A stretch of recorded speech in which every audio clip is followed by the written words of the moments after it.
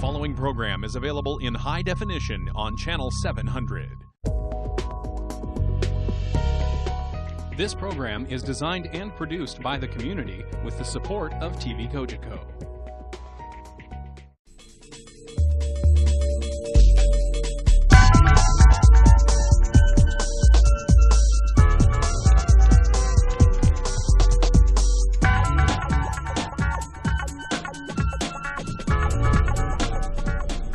Welcome to Council Matters. In Oakville, Council matters because every single member of Council takes their job very seriously and views it as an opportunity to help make Oakville a better place to live, work, play, retire, and raise a family. And in addition to that, the Municipal Act says that all municipal power is exercised only by Council, only by resolution.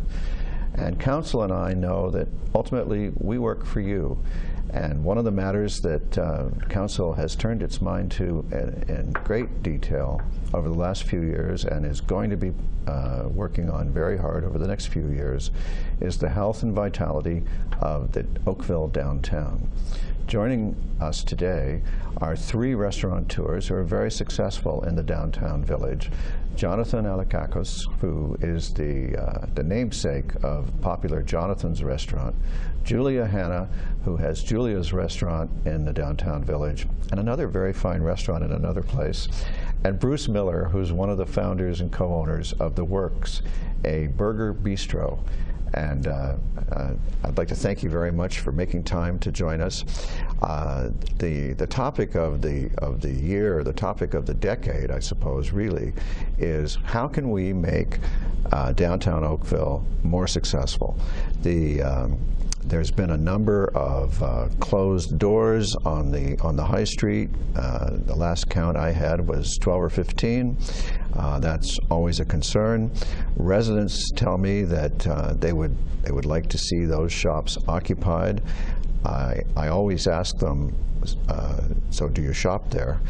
And it's always kind of a disconcerting reaction when they go, you know, they look startled, and I have to explain, well, they're not exhibits, you know, at Disney World. You have to actually patronize a shop to keep it alive. The long-running success that you have and that Bruce hopes for makes you an ideal panel to get the ball rolling and help the discussion along as to how to improve the downtown. The biggest thing that has to happen is the foundations of Lakeshore have decayed and crumbled. We must rebuild it. It's like a once every 50-year kind of thing. And if we only rebuilt the street, all we would get is the same thing after that we have now. And we would go through a certain amount of pain to get there because it's disruptive to rebuild the street. But rebuilding the street could be viewed as an opportunity to improve business, an opportunity to improve conditions for business, because the streetscape is built on the foundation of the street. And so the question I've been asking every business owner, and for that matter every resident, is do you want it, after we're done, put back the way it is now, or would you like it put back a different way? As three successful business people in our downtown, Johnathan, let's start with you. Do you want the Lakeshore streetscape restored to exactly the way it is, or are you interested in a different configuration? First of all, I'd like to thank you for the invitation, for coming to this panel. It's very important. I think we'll have to work together and understand what's happening downtown. As I said, about 34 years I came to Oakville. I love Oakville. I think Oakville is very unique. And we definitely have to work together, all of us, and to try to promote and do something for downtown. My concern is, yes, I'll answer your question, but my concern is whatever we do, we got to do it quick. We can't wait, because for the last 34 years I haven't seen anything happen in downtown, to be honest with you. And I've seen stores coming in and going, restaurants coming in and going, and that is a big concern of mine, and I'm sure the rest of us. So you asked me to answer your question. The Lakeshore is definitely is a highway, right? And To maintain Lakeshore the way it is, but improve it, yes, it's very important. So do you want it put back the same or different? I think the same thing is fine, but what I would like to see as addition, an addition square in downtown Oakville. That will improve the downtown Oakville. If we take one of the parking lots and do a square there with a beautiful stores, lovely stores, good names and everything, and improve the parking, which is very important for the downtown, that'll bring the people down. The idea is how to bring the people downtown. We got to have a more to bring the people downtown. We got to give something to bring the people downtown. Otherwise, the downtown won't survive. Improving the Lakeshore is a very good idea, but also we have to do more than that. So you'd like it the same but different? That's right. And Julia, you've been in business at I can almost describe it as at both ends of the business district. What's your sense? Do you want it put back the same or different? My sense is that the work needs to be done. There's no debate about that. It has to be done. And I think debating about how it's going to be put back, it's an important discussion. But along with that discussion, we have to have a discussion with what's happening to the downtown today, right now. If we see that many, and I think the last count I heard yesterday when I was speaking to someone that there were 20 closed stores in the downtown core, then that to me poses a bigger issue. And for me, if our concentration is so much on the future that when we get there, we're no longer there, then to me it's like I use the analogy that Muhammad the mountain going to Muhammad. I just don't believe that that's the way it's going to work. I think we need to look at also, in conjunction to that, we need to look at what's going on now. Why do we have 20 closed stores? And we are the heart and soul, our two harbors, and I know that you agree with this, are the heart and soul of Oakville. We are what keeps property owners to the east of us and west of us happy, because it's one of the main attractions to give that property that value. So when you have that many stores empty, there is a clear message. There's something being said. Are we hearing what's being said? And we need to address all those issues that have contributed to the closing of 20 stores, because I believe that many of those businesses, they weren't all, they were very good businesses that haven't made it. Yes, you will have businesses who come in who are not prepared to do business, and they do not make it because they weren't ready. But when you see the businesses who come in and they do know what they're doing, and they don't last, then we have to beg the question, what is really happening in downtown Oakville? So we are also working on that, right. And I was going to get to that in my questions. So maybe I could re-ask the same or different. Because we have to rebuild the road whether there's a business village there or not. So do you want it put back the way it is, or do you want it put back different? Putting it back differently gives you the opportunity to try to increase the attractiveness of the street. I agree, but right now it's hard for me to answer that question. I'll tell you why. Because of course I'd like it to be different. Of course I'd like it to be better, but if it's going to take more time, because of course the more complex the revitalization is going to be, the more time it's going to take, and the more time that these businesses are going to be struggling, then you can't answer that question without knowing the impact and the impact. And right now, economically, the impact would be profound. So, putting it back differently or the same, Bruce, what's your sense? You're right on the street. We're right on the street. You know, for me, it is the larger issue around what do we need in downtown Oakville to be successful. Is that I think what we need is that we need everyday traffic. So to be able to get everyday traffic, I think there's kind of 3 points to be able to get there. One is, you know, having it as a cultural hub, which the town has done a great job. I've seen the plans to be able to put that into place. I think that's an excellent way to be able to draw people down into the core. Secondly is around transportation. Transportation is a key part. Parking is a key issue. We know people from the north of Oakville, they don't like to come down as often because the perception is there's no parking. To be able to go and have put in place a free parking program is going to help people to be able to draw down more often. And the third one, and I think the piece that we're really missing, is the fact that we need, for everyday traffic, we need more commercial businesses. We need companies that actually have employment in downtown Oakville.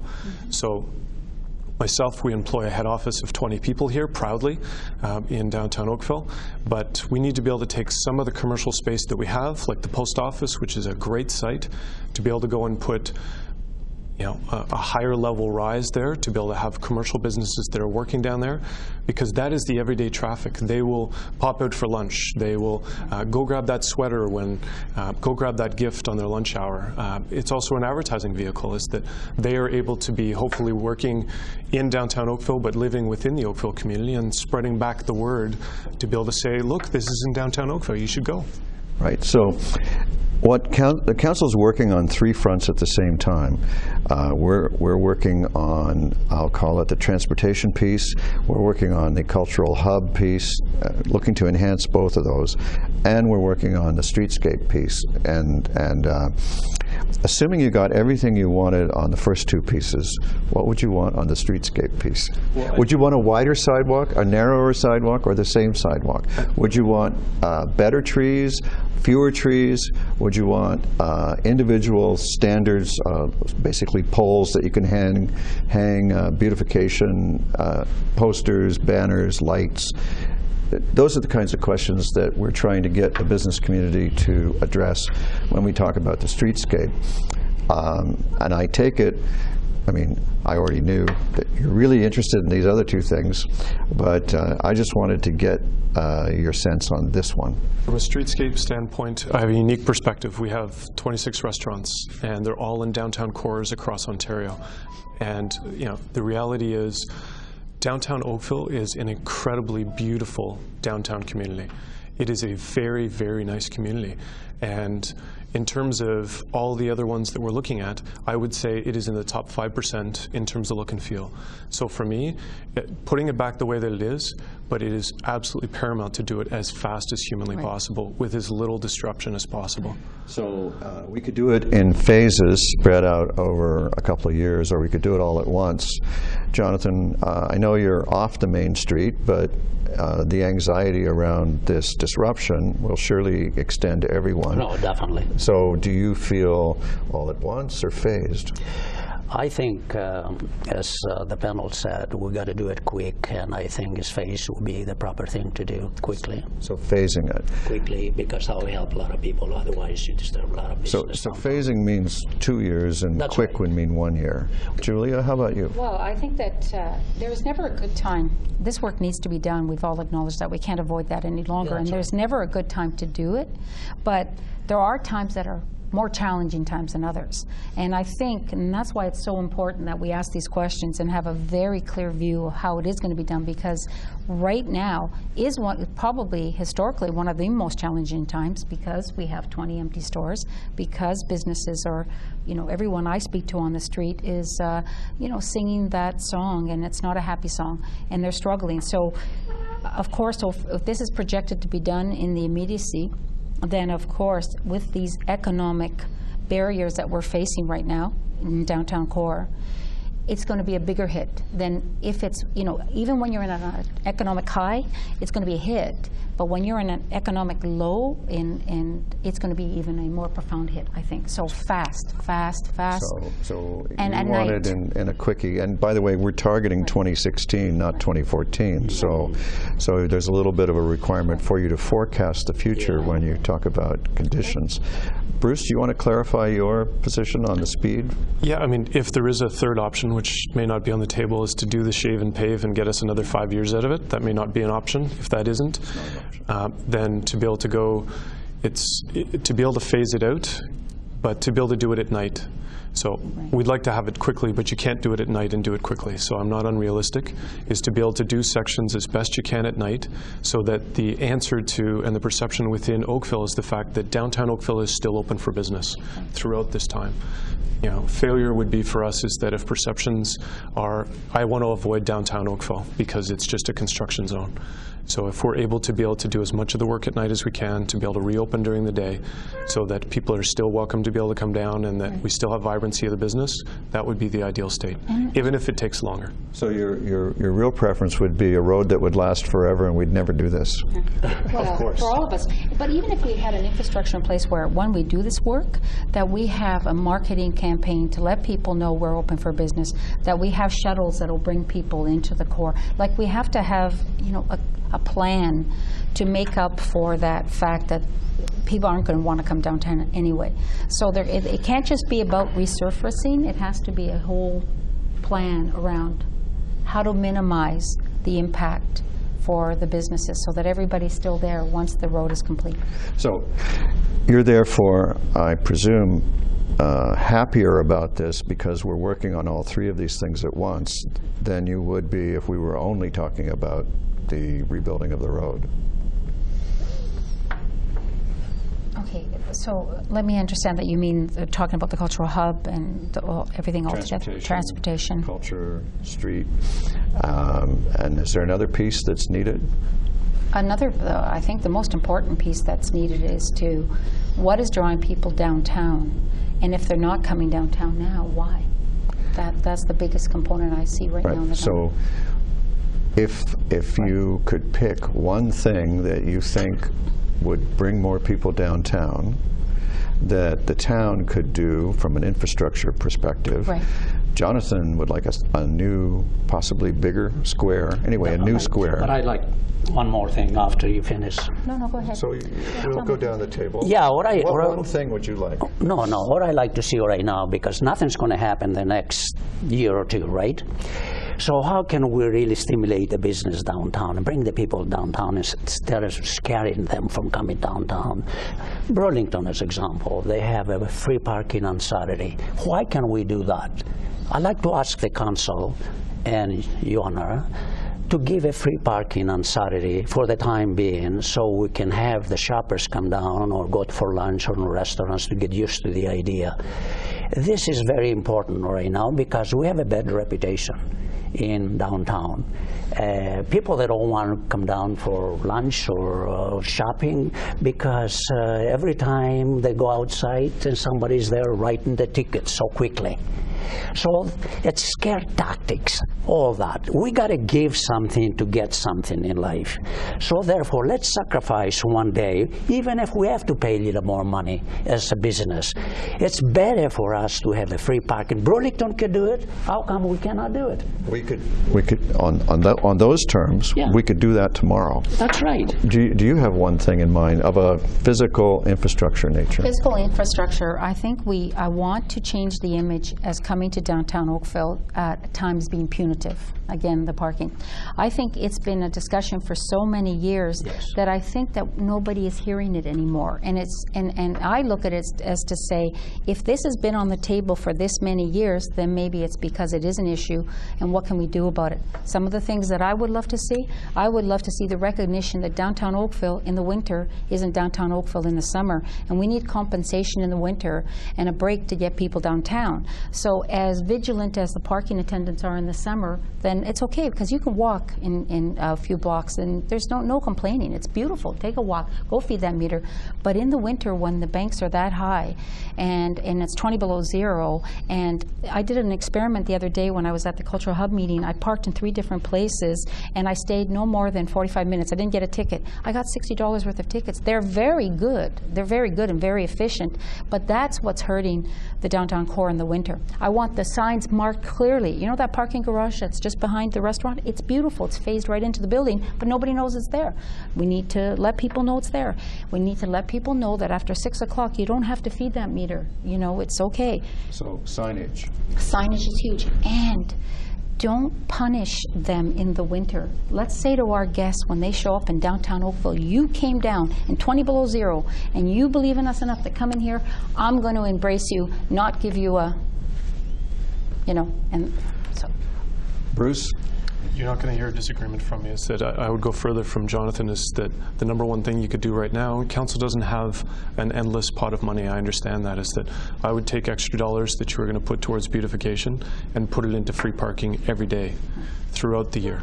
Is that, you know, other communities that I'm within, you know, in Milton has got free parking down there. Is that, in, you know, in Uptown Waterloo has got free parking for at least 3 hours. Is that it allows people to feel that they can come, not only to be able to, you know, just stop and pick up that quick gift for them, or to be able to pop in, is put the money and redirect it towards free parking.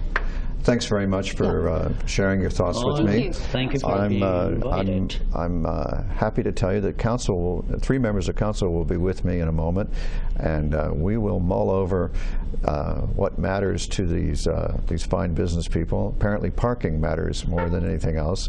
In a second we'll see how council matters.